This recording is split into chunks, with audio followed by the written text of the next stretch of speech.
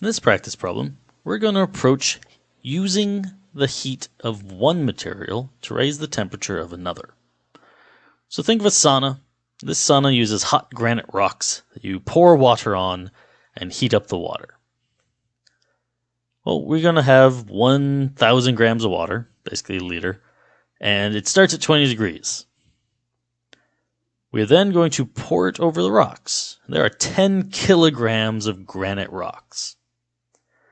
We have an S value for both of these, and we're just going to get that water up to 100 degrees. Just heat up the water. Question here is, what is the minimum temperature the rocks need to be at so that when we pour this water on them, it can heat the water to 100 degrees Celsius? Go ahead and pause and give this one a shot.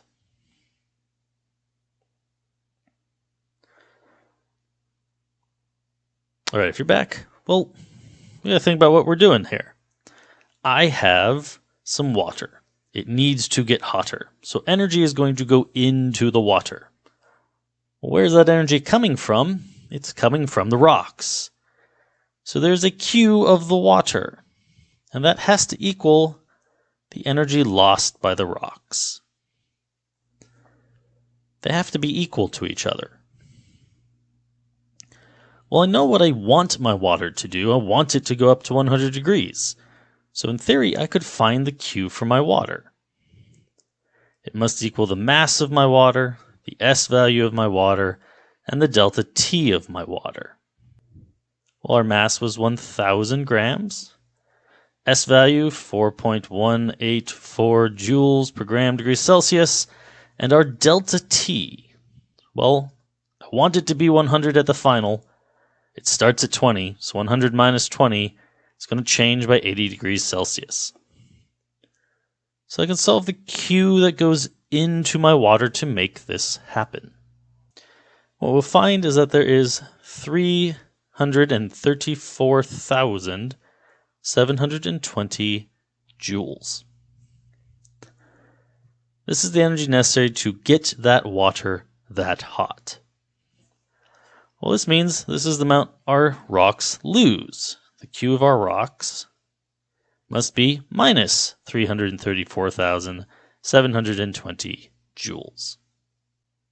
For our rocks, well, Q is going to equal M of the rocks, the S value of the rocks, and the delta T of the rocks. Was the mass of the rocks 10 kilograms, so 10,000 grams of rocks. S value 0.803 joules per gram degrees Celsius, and delta T. Since we want to know about the temperature change of the rocks, we need that delta T.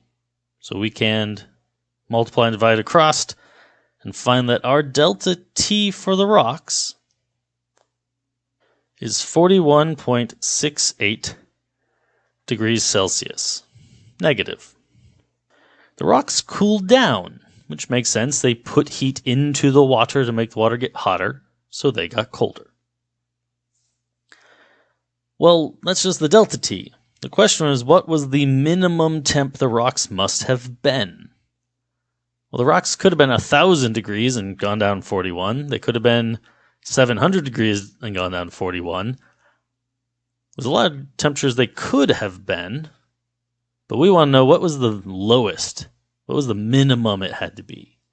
Because if the rocks were, say, 30 degrees, well, if they went down 41, they'd be minus 11, and there's no way they could have heated the water up to 100. You would have cold rocks in hot water. It would cool the water down.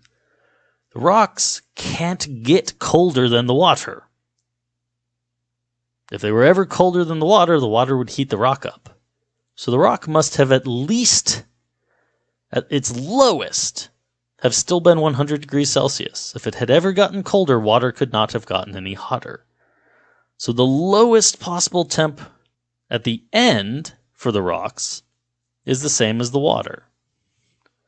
Which means if you think of your delta T as your temp final minus temp initial, The lowest final temperature the rocks could be at would be 100 degrees Celsius. Well, minus temp initial must equal negative 41.68. We can find that our initial temp minimum, the minimum it could be, was 141 point, we'll round up to 7 degrees Celsius.